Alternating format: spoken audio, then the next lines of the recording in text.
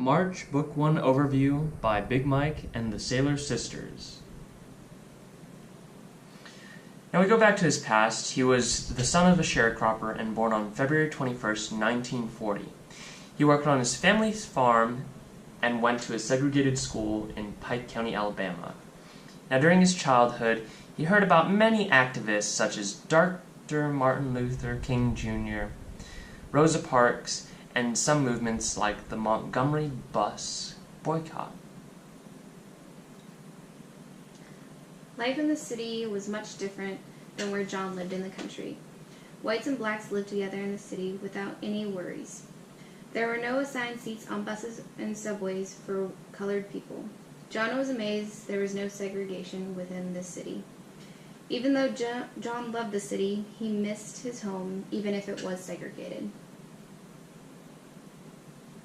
When John went to college, he joined the SNCC, which was an organization that conducted sit-ins at segregated establishments and taught them how to deal with multiple situations.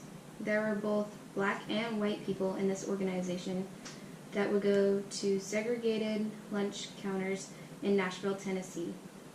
Both black and white members would role-play situations to each other so they could prepare for situations they'd be faced with. Things that they had to learn to ignore included beatings, public humiliation, name-calling, and dehumanization.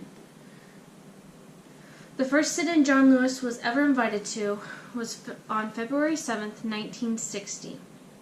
They had agreed that somebody would be the spokesperson when the waitress came up to them, and a young woman volunteered. Some of the sit-ins included on February 18th, February 20th, February 27th, March 25th, and April 10th. The first time a black person was ever served in a store was on May 10th, 1960 at 3:15 p.m. The first arrest that ever occurred during this sit-in movement was on February 27th, 1960. 82 students were sent to jail, but because there were so many people in the jail, the bail was lowered to $5 per person. At the end of the day, the judge vetoed the bail.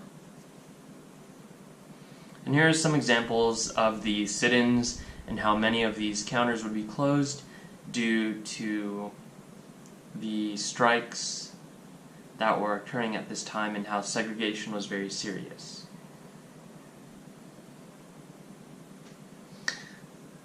Now we thank you for watching our video and we hope you liked it.